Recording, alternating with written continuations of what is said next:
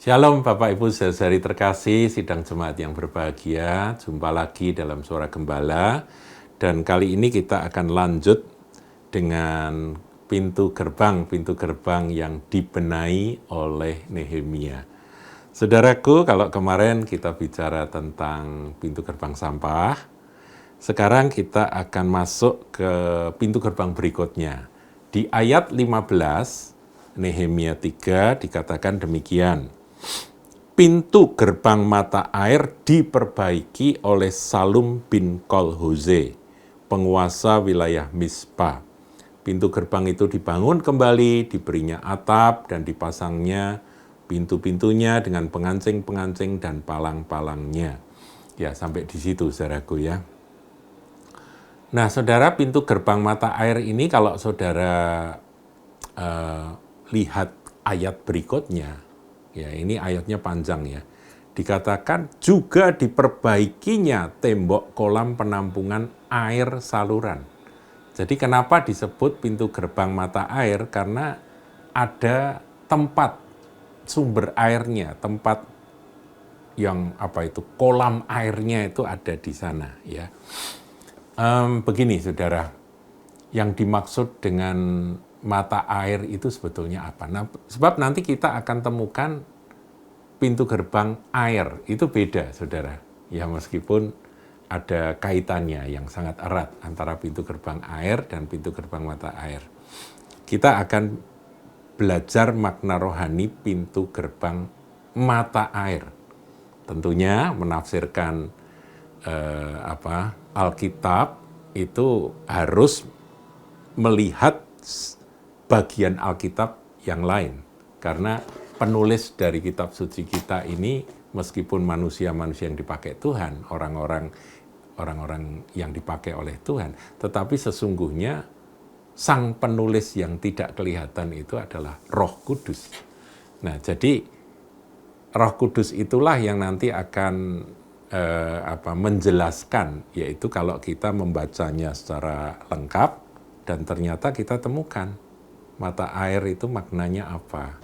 Nah, kita lihat saudaraku ya di dalam Yohanes, Injil Yohanes pasal yang keempat. Injil Yohanes pasal 4 ini menarik. Ini adalah satu perikop yang menceritakan tentang bagaimana Tuhan Yesus memberitakan Injil kepada perempuan Samaria. Perempuan Samaria ini bukan perempuan yang bukan perempuan baik-baik saudara ya. Dia perempuan yang ya boleh saya katakan kacau hidupnya. Ya dia sampai menikah 5 kali, padahal zaman itu loh saudaraku ya. Zaman itu kan zaman kuno ya, masih tentunya masyarakatnya masih tidak sebebas sekarang ya. Mereka semua mengamati, menilai, tentunya dia menghadapi akan semua sorotan dan pergunjingan dari masyarakat sekeliling. Bagaimana dia sebagai seorang wanita, dia menikah, kemudian cerai, menikah lagi, cerai lagi, menikah lagi, cerai lagi, sampai 5 kali, saudara. Jadi kacau balau ya hidupnya. Dan yang keenam dia uji coba. Dia belum kawin, saudara. Dia masih kumpul kebo. Nah, saudara, kita lihat di sini Tuhan berjumpa dengan wanita Samaria itu. Dan Tuhan berbicara karena tempat di mana Tuhan bertemu dengan perempuan itu adalah di Perigi Yakub, di mana perempuan itu datang untuk menimba air, maka Tuhan berbicara tentang air hidup. Nah, ini bagus sekali di ayat yang ke-14 ya. Mulai 13 saja saya bacakan. Jawab Yesus kepadanya, barang siapa minum air ini, ia akan haus lagi. Perempuan itu kan nimba. Nah, nimbanya itu kan air dalam, saudara ya. Sumurnya itu dalam. Jadi nimbanya itu pakai jerih lelah usaha yang cukup melelahkan untuk bisa mendapatkan sebuyung air. Dia timba, kemudian dia dapatkan air itu. Tuhan berkata, barang siapa minum air ini, ia akan haus lagi. Tentunya Tuhan maksudkan bukan air jasmani, tetapi seperti apa yang kau alami ya perempuan, begitu kira-kira ya. Engkau itu kan mencari sesuatu yang memuaskan hidupmu, yaitu dengan mencari cinta. Ya ini kalau dibuat film itu judulnya Bidadari Mencari Cinta, begitu saudara ya. Jadi ada wanita cantik mencari cinta. Yang pertama begini nggak puas, yang kedua begini nggak puas, sampai yang keenam. Dia terus mencari dan mencari kepuasan. Dan dia tidak menemukan. Dan Tuhan berbicara tentang air. Itu kamu ini sama seperti kamu minum air. Kamu minum air, haus lagi, cari air lagi. Begitu terus. Nah, Tuhan berbicara secara figuratif, saudara. Secara kiasan. Kemudian ayat 14, Tuhan Yesus melanjutkan, tetapi barang siapa minum air yang akan kuberikan kepadanya, ia tidak akan haus untuk selama-lamanya. Tapi kalau engkau minum air yang akan kuberikan, engkau tidak akan haus sampai selama-lamanya. Sebaliknya, perhatikan, sebaliknya, air yang akan kuberikan kepadanya akan menjadi mata air di dalam dirinya yang terus-menerus memancar sampai kepada kehidupan kekal. Yang terus-menerus memancar sampai pada hidup kekal. Perkataan Tuhan ini dahsyat, saudaraku. Bukan hanya bagi perempuan Samaria yang mencari kepuasan dengan gonta-ganti suami, mencari cinta seorang laki-laki. Mencari cinta sejati begitu ya kira-kira. Dan dia tidak menemukan. Tetapi sebetulnya yang dicari manusia adalah air hidup yang Yesus berikan. Ketika seseorang berjumpa dengan Yesus dan percaya bahwa Dia adalah Tuhan Juru Selamat, menerima Dia sebagai Sang Juru Selamat, sebagai Tuhan yang menyelamatkan, menerima akan karya penebusannya di atas kayu salib, dan menjadikan Dia Tuhan, maka dari dalam hatinya. Itu sama dengan seperti orang minum air yang menurut janji Tuhan ini, air itu akan menjadi mata air yang akan terus-menerus memancar dari dalam dirinya. Sampai kapan? Sampai kita ketemu Tuhan. Saudaraku, ini janji Tuhan luar biasa. Jadi mata air di sini, kalau tadi kita bicara tentang gerbang mata air yang harus dipulihkan, ini pengajaran tentang pentingnya pribadi Roh Kudus yang bersemayam di dalam kehidupan umat Tuhan.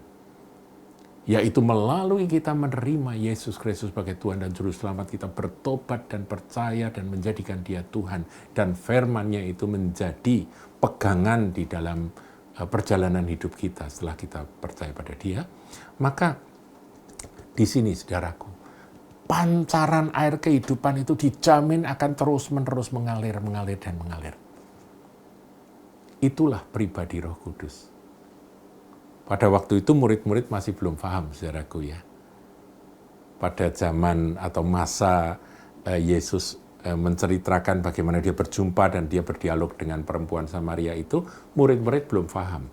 Bahkan di dalam Yohanes pasal 7 pun, ketika Tuhan Yesus mengulang akan hal yang mirip, yaitu dia berbicara di ayat 37, ini di puncak perayaan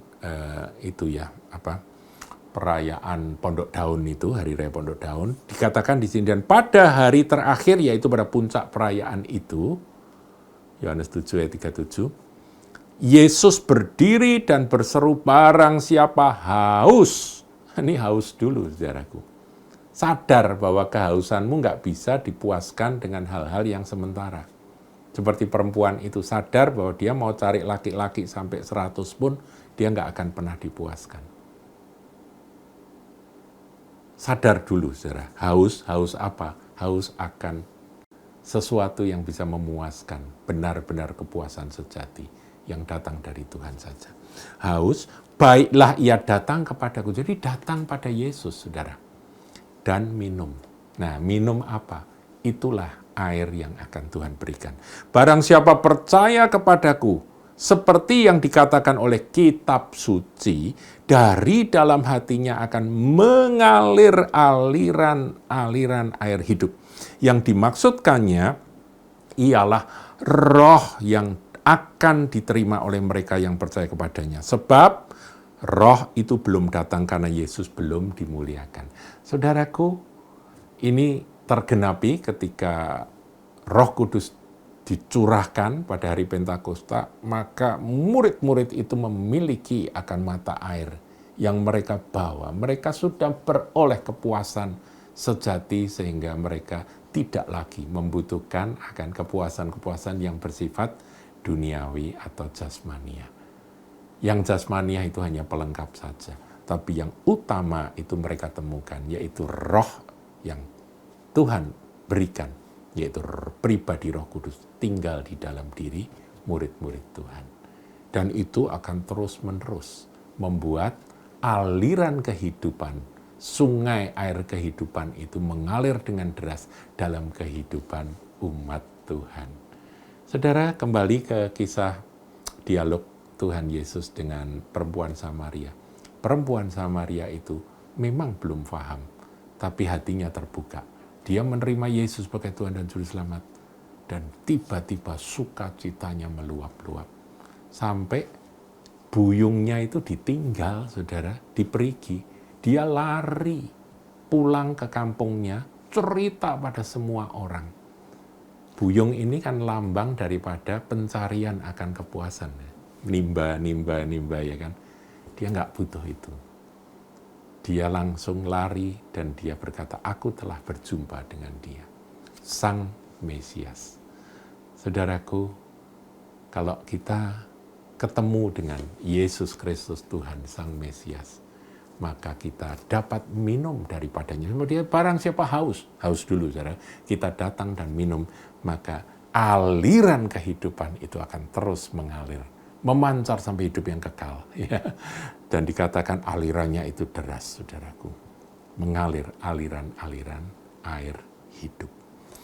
Saudara, gerbang mata air berbicara tentang pribadi Roh Kudus yang dijanjikan oleh Tuhan Yesus. Jadikan dia sahabatmu, teman yang tinggal di dalam engkau, dan akan menyertai engkau selama-lamanya. Maka engkau tidak akan pernah merasa kering, karena engkau akan terus dipuaskan secara rohani. Tuhan Yesus memberkati